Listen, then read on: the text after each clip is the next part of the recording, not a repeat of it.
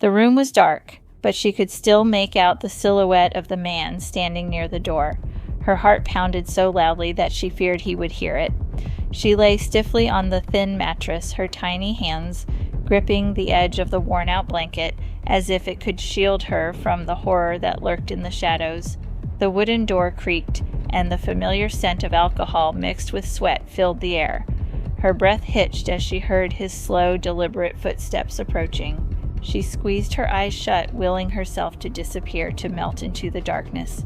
Maybe if she pretended to be asleep, he would go away. Maybe this night would be different.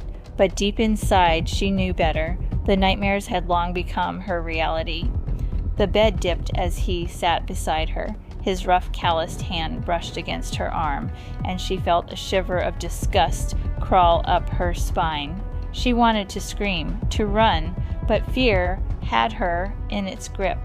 Her mother's voice echoed in her mind, reminding her to always respect her elders, to never question those who provided for her. And so she remained still, trapped in the silent prison of her own terror. This is the story of a little girl who trusted the wrong person, a man she was told to respect, a man who was supposed to protect her, but instead he became the source of her deepest nightmares. Her story is not an isolated case. It is the reality of countless children across world and beyond, whose innocence is stolen by those meant to keep them safe. The very people entrusted with their care become their worst tormentors. In many world societies, family honor and societal expectations often prevent victims from speaking out. The culture of silence is deeply ingrained.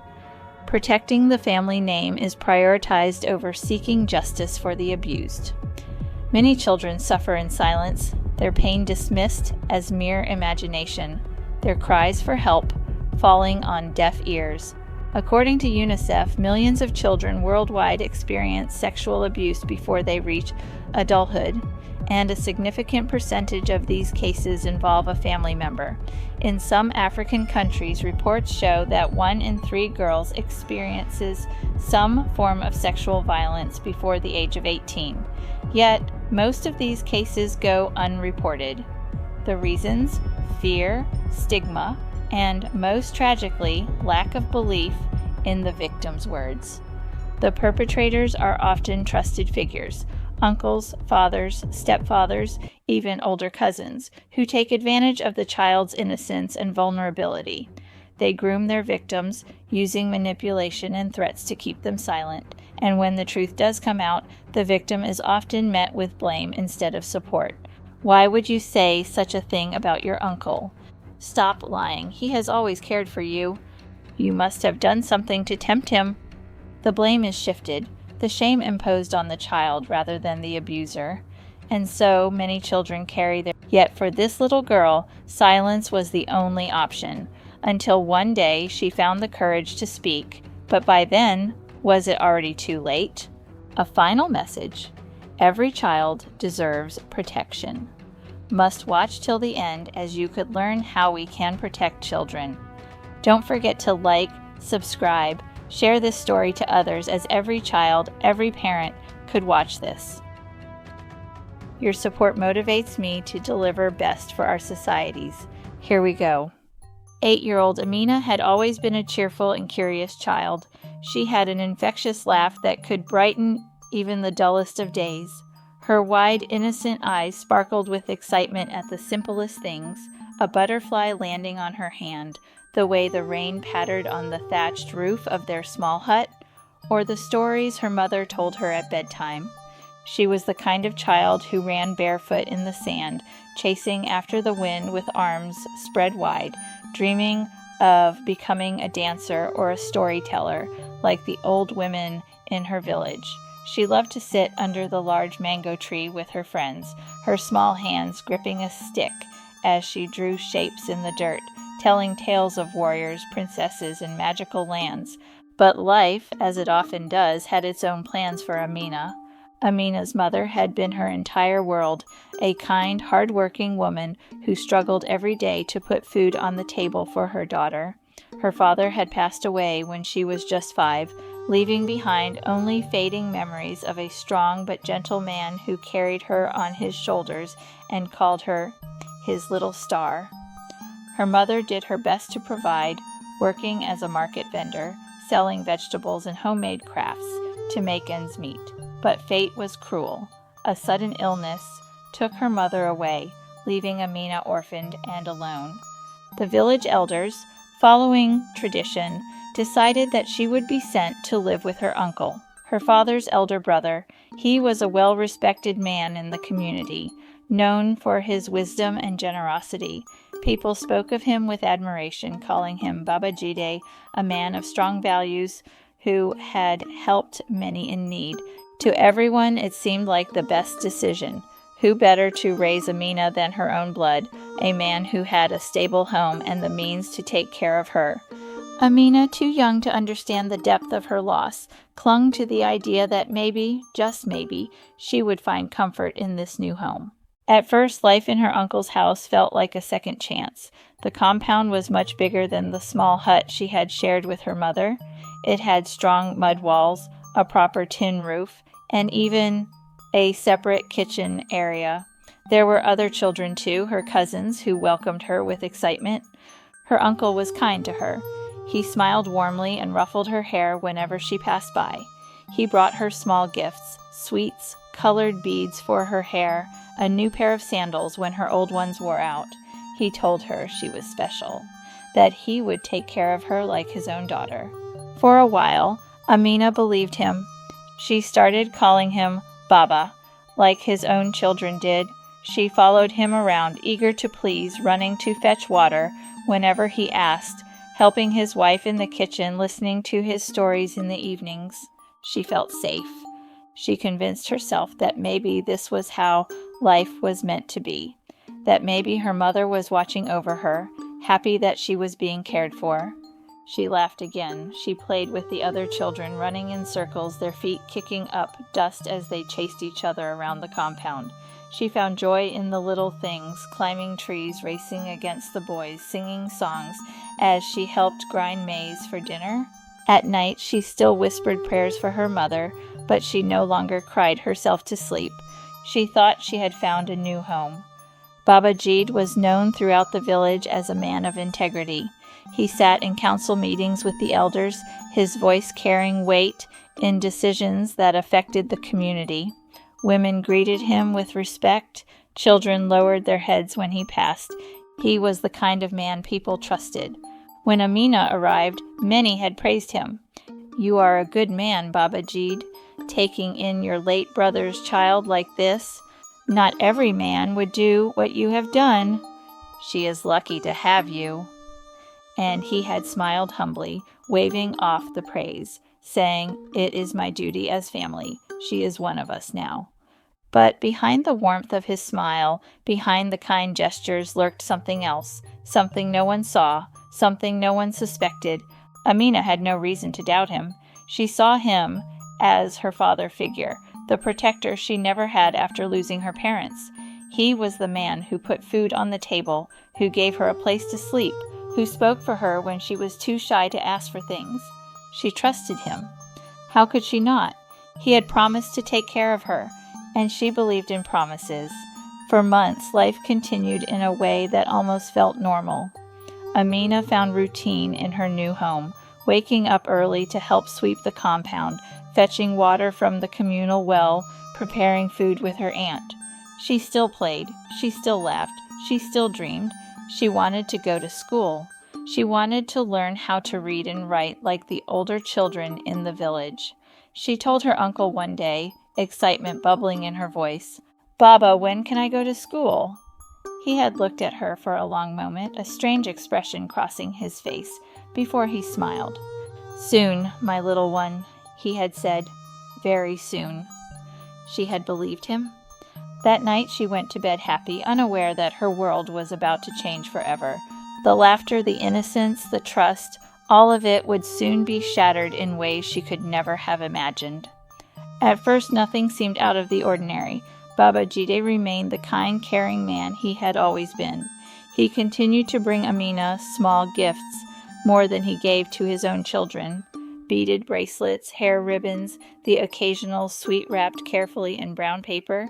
"She is just a child who has lost so much," he would say whenever his wife questioned why he doted on her more than the others, and everyone agreed. "Poor girl," they whispered, "at least she has an uncle who truly cares." But if anyone had looked closer, truly paid attention, they would have seen the warning signs. Over time, Baba Jidi started spending more time with Amina, alone. At first it was small things. He would call her into his room under the pretense of helping him with small chores, folding his clothes, bringing him water, cleaning his reading table. When she finished, he would praise her, patting her head gently, his fingers lingering just a little longer each time. "You're such a good girl, my little one," he would whisper, smiling at her in a way that made her uncomfortable. But Amina did not understand discomfort. She only knew kindness, and she thought this was what kindness looked like. The hugs became longer. The pats on her head slowly turned into his fingers trailing down her back. He would pull her close when no one was looking, whispering things in her ear that she did not fully understand. "You are my favorite, Amina," he said one day. "Do you know that?" She smiled. "Really, Baba?" "Yes," he chuckled. "You are so special to me, but you must never tell anyone how much I love you, all right? This is our little secret." Amina nodded, unaware that a secret should not feel this way. Slowly, he began testing her boundaries. He started tickling her, holding her a little too tightly, letting his hands wander in ways she could not yet comprehend. She would laugh, but deep down, something about it felt strange. Baba Jidi was careful. He made sure Amina saw him as her protector, her provider. Whenever she looked sad, he gave her gifts. Whenever she hesitated, he reassured her with gentle words. "If you ever need anything, just come to me. You don't have to ask anyone else." She started relying on him more than anyone else in the house. She stopped asking her aunt for things. She no longer played as much with the other children. Unknowingly, she was becoming isolated. Then he started testing her loyalty. "Come sit with me," he would say, while everyone else was outside. "You're my special girl, aren't you?" She nodded. "You love me, don't you?" "Yes, Baba." "Then promise me something." She blinked up at him, confused. "Promise me you'll never tell anyone when we are together. This is just between us. It's what people do when they love each other." She hesitated. "But why, Baba?" He sighed and shook his head as if she had wounded him. "Do you not love me, Amina?" The thought of hurting him made her stomach twist. "I do," she said quickly. "Good," he whispered, pulling her close. "Then we don't need to tell anyone. Ever, Dot." No one suspected a thing. Baba Jid was a respected man. He was a provider, a father, a leader in the community. The idea that he could do anything wrong never crossed anyone's mind. Even when small signs appeared, they dismissed them. "Why does Baba Jidi spend so much time alone with Amina?" a neighbor once asked. "She is his niece," someone replied. "He loves her like his own daughter." And that was the end of the discussion. Even Amina's aunt, who sometimes noticed the extra attention, ignored it. "Men are just like that with their favorite children," she told herself. "He means no harm." No one saw the shift in Amina's behavior. She had once been the loudest among the children, laughing and playing without a care in the world, but now she had grown quieter. She flinched when touched. She sat alone more often, staring at the ground. When her cousins called her to play, she would force a smile, but decline. "I'm tired," she would say, and they would run off, never questioning why she was always tired. Amina did not know she was being manipulated. She only knew that something about her life no longer felt right. She felt guilty when she thought about telling someone. Baba Jid had been good to her. He had taken her in when no one else did. He had given her a home, fed her, clothed her. What if telling someone made everything worse? What if they took her away? What if she became a burden? She pushed the thoughts away. Baba Jid's words echoed in her mind. "This is normal, my little one. This is how people show love. If you tell anyone, they will blame you." They will say you are a bad girl. You don't want that, do you? And so she kept silent, even when she wanted to scream, even when she wanted to run, even when, deep inside, she knew something was very, very wrong. The night it all did change began like any other. Amina had finished eating dinner with the family, sitting quietly in her usual corner while the other children laughed and played. She barely touched her food, her appetite growing smaller each day. Her aunt noticed. "You are not eating well, Amina," she said. "Are you sick?" Amina shook her head. "I'm fine, Auntie." But she wasn't fine. Something inside her had been screaming for weeks, a feeling she couldn't name but could no longer ignore. It was the uneasiness that came when Baba Jaid's hands lingered on her back for too long, the strange way he always wanted her alone, the cold dread that wrapped around her like a heavy blanket whenever he whispered in her ear. "Go and get ready for bed," her aunt finally said, standing up. "You must wake up early for school." Amina hesitated. Something was different tonight. She could feel it before she even turned her head toward Baba Jide. He was watching her, his usual smile stretching too wide, his eyes carrying an unfamiliar glint. Then he said the words that made her stomach drop. "Amina, sleep in my room tonight." The entire room fell silent for a moment, but no one reacted like she did. Her hands turned cold. Her heartbeat quickened. Her cousins barely looked up from their games. Her aunt continued clearing the dishes without protest. She wanted to say no, she wanted to scream, but she couldn't, because no one else thought it was strange. And so she nodded and whispered, "Okay, Baba." His room smelled different from the rest of the house, like sweat and something else she couldn't place. The door closed behind her with a soft click, but it sounded louder than anything she had ever heard. Baba Jide walked to his bed and patted the space beside him. "Come," he said, his voice gentle. "You will sleep here." Amina hesitated before stepping forward. Her legs felt heavy, her body stiff with fear. She climbed onto the bed, lying on the farthest edge, trying to make herself as small as possible. Then the lights went out. The darkness swallowed her whole, and she squeezed her eyes shut. She felt the bed shift.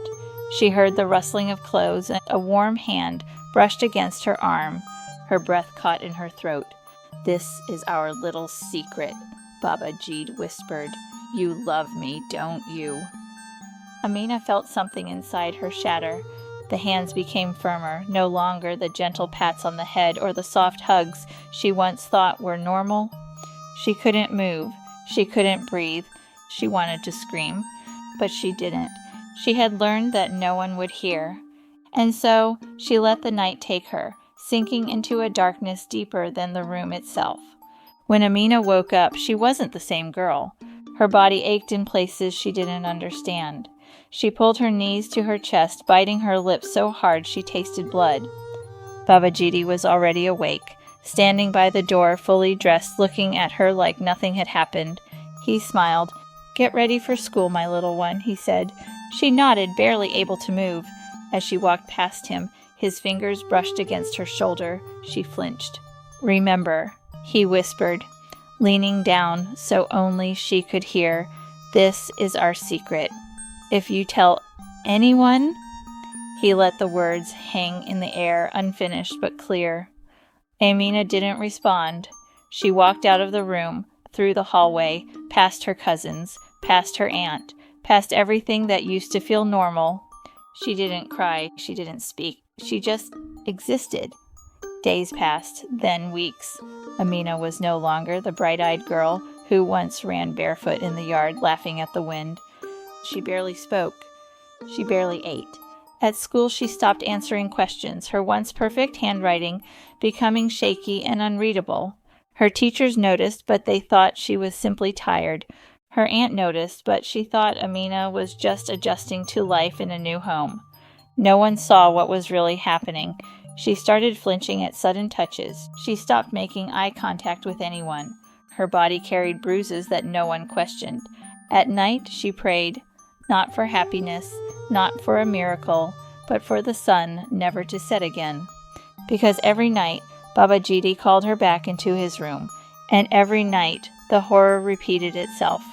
The worst part wasn't the pain, it was the silence. Amina learned to separate herself from her own body. She learned to disappear even when she was still in the room. She learned that screaming was useless, that no one would hear, that no one would believe her, even if they did. "This is love," Baba Jaidi whispered after each night. "This is how love works." And she wanted so badly to believe it, because if this wasn't love, then what was it? If this wasn't love, then why did no one stop it? If this wasn't love, then why did she feel like she was already dead? Her body became his possession, something he claimed over and over again, and still no one saw, not the neighbors, not the teachers, not her own family. She was drowning in plain sight, and yet the world remained blind. One night she sat in bed staring at the ceiling, waiting for the door to open, waiting for the hands to pull her into the darkness, waiting for the nightmare to continue. But that night something changed. She didn't just feel sadness. She didn't just feel pain. She felt something deeper. She felt empty. She realized she had forgotten what it was like to feel safe. She realized she had forgotten the sound of her own laughter. She realized she had forgotten who she was before this nightmare began. Amina was no longer a child. She was a ghost trapped in her own skin. And as she lay there, listening to the footsteps approaching once more, she finally understood one thing. She couldn't escape, not unless someone finally opened their eyes, not unless someone finally listened. But would they? Would they ever? The days stretched into months, and Amina became a mere shadow of the girl she once was. She moved through life like a ghost, silent, invisible, detached. No one seemed to notice, or if they did, they dismissed it. Until one day someone did. It was her teacher, Madame If. She had been watching Amina for weeks, noticing how the little girl who once wrote the neatest letters now left her notebooks empty, how the child who once answered every question in class now sat with her head down, avoiding eye contact. But what truly unsettled Madame If was the bruises, small ones at first, fading marks on Amina's arms, a slight limp on some days, a wince when she sat down too fast. Then one morning, when Amina lifted her sleeve absent-mindedly, Madame If caught sight of a deep purple bruise near her shoulder. Her breath caught in her throat. Something was terribly wrong. During break time, Madame Ife called Amina aside, her voice gentle but firm. "Amina, my dear, are you okay?" Amina froze. She looked up at her teacher, then quickly looked away. No one had ever asked her that before. No one had ever noticed. "I'm fine," she whispered. Madame Ife wasn't convinced. She reached out, touching Amina's arm softly. The girl flinched. "My dear, if something is wrong, you can tell me. I promise you, I will listen." Amina's hands clenched into fists. She wanted to speak. The words were there, stuck in her throat, strangling her. But then she thought of Baba Jai's warning. If you tell anyone, no one will believe you, and if they do, something very bad will happen to you. She shook her head quickly. "I'm fine, Ma." Madame If sighed, but didn't push further. That evening, as Amina packed her books to leave, Madame If stopped her again. "Come with me for a moment," she said. She took Amina to a quiet room, away from the other students, and sat beside her. "Amina," she said softly, "you are not okay. I can see it in your eyes. I can see it in your silence." Amina stared at the ground, her eyes stinging. "You are afraid," Madame Ife continued. "You are carrying something too big for you, but you don't have to carry it alone." The words struck something deep inside Amina. She had been carrying this pain for so long. Alone, completely alone. And suddenly, she couldn't hold it in anymore. The first tear fell, then another. And before she knew it, she was sobbing, deep, painful sobs that shook her tiny body as if all the sorrow in the world had been waiting for this moment to escape. Madame Ife held her, rubbing her back gently, whispering, "It's okay, let it out." And then, through broken words and gasping breaths, Amina spoke. She told her everything, about the nights locked in Baba Jaid's room, about the whispered threats, about the pain, the shame, the loneliness. By the time she finished, Madame Aoife's face was wet with tears. She took Amina's hands in hers and said, "You are so brave, my child, and I promise you, this will not happen again." Madame Aoife wasted no time. She reported the case to the school authorities, who immediately called Amina's family. When her aunt arrived, she was furious. "What nonsense is this?" she spat, glaring at Amina. "What lies are you telling these people?" Amina shrank back, fear gripping her chest. "She's not lying," Madame Aoife said firmly. "Amina has been suffering in silence. She needs protection." Her aunt scoffed. "This girl has always been stubborn. Now she's making up foolish stories against her own uncle?" Madame Aoife looked at her in disbelief. "Amina is a child," she said. "She has no reason to lie about something so serious." But her aunt wasn't listening. She turned to Amina, her eyes blazing. "How dare you say such things? Do you know what you've done? You have shamed this family. After all Baba Jidi has done for you, this is how you repay him?" Amina's heart shattered. She had expected anger from Baba Jid, but she never expected this from the rest of her family. Her cousins whispered behind her back. Her neighbors looked at her with suspicion. People started talking. Why would she say such things? Maybe she misunderstood something. Baba Jid is a good man. He would never do such a thing. The girl is just looking for attention. Even her own grandmother shook her head and said, "We do not bring such shame to our home." Amina wanted to disappear. Maybe Baba Jid was right. Maybe she shouldn't have said anything. Maybe silence was better. But Madame Aoife refused to back down. She took Amina to a child protection center where she received medical attention and counseling. The case was reported to the police, but things were not easy. Baba Jide denied everything. His lawyers argued that Amina was lying, that she was just a troubled child seeking attention. Some community members even supported him, calling it a family matter that should not be taken to the police. But the truth had already come out. Amina was not alone anymore. The school stood by her, the child protection officers stood by her, and slowly even some family members started to realize the truth. The battle was just beginning, but for the first time in years, Amina felt something new. Hope, because she had spoken, and someone had finally listened. Amina's case was taken to the police, and for a moment, there was hope. The officers listened, took notes, and even asked her to recount everything in detail. It was painful, humiliating, but she held on, believing that finally justice would be served. Baba Jidi was arrested for questioning, but it didn't take long for the cracks in the system to appear. His lawyers argued that Amina was lying. "That girl is confused," they said. "She has been influenced by outsiders. She is trying to destroy a good man's name." Worse still, many of her own family members defended him. "He raised her like his own daughter," they cried. "She is ungrateful. She is possessed. This is a family matter, not a police case." The pressure was overwhelming. Baba Jid's connections in the community worked in his favor. Some officials dragged their feet, hesitant to prosecute a respected man. The case moved painfully slowly. Meanwhile, Amina was moved to a child protection shelter for safety, away from the family that had turned against her. Days turned to weeks. Weeks turned to months. The court date was postponed again and again. Evidence disappeared. Witnesses refused to testify. And then one day Amina received the news she had feared the most. Baba Jidi had been released on bail. Her heart sank. The whispers started again. "See, if he was guilty, he wouldn't be free. This girl is trying to ruin an innocent man's life." Justice, it seemed, was slipping away. Though Baba Jide walked free, Amina's wounds remained. She spent the next few years in a safe house, receiving therapy and education. The nights were still haunted by memories, by the nightmares of the things she endured.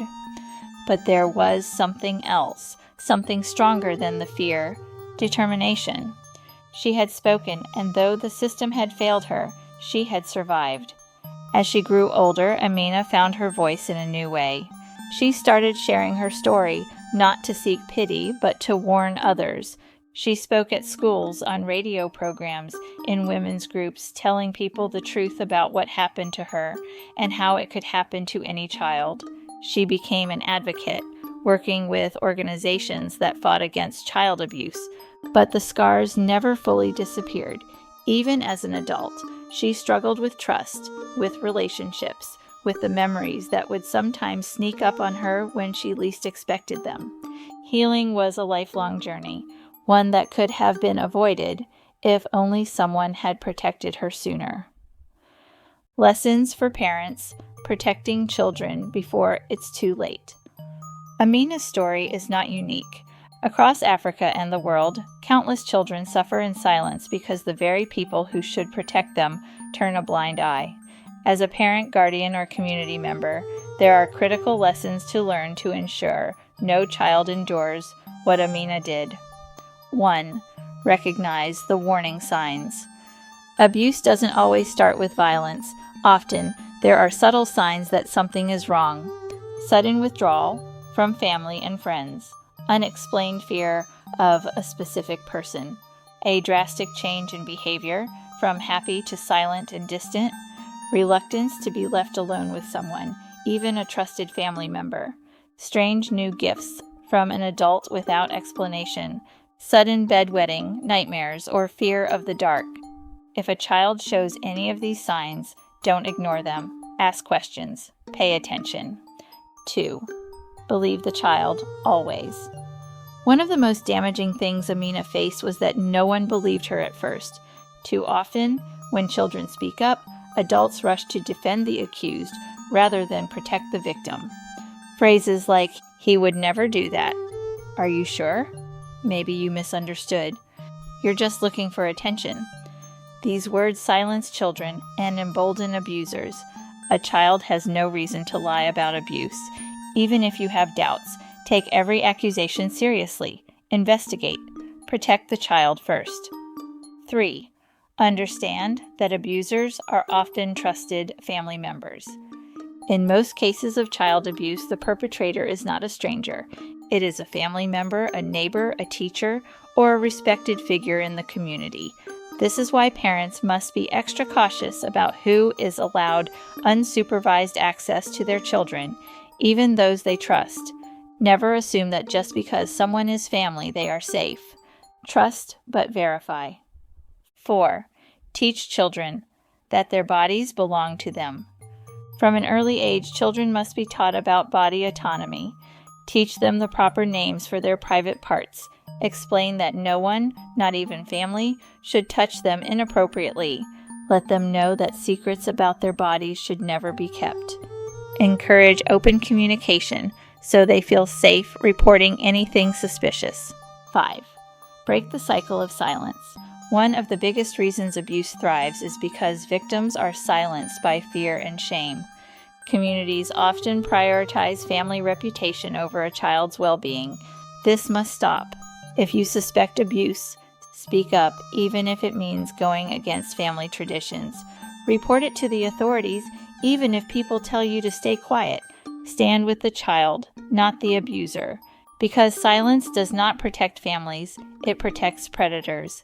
Amina's story is painful, but it serves as a warning. For every child like Amina, there are thousands more suffering in silence, waiting for someone, anyone, to notice. If you are a parent, guardian, teacher, or community leader, remember this: your silence can destroy a child, but your voice, your awareness, and your action can save one. Before it's too late,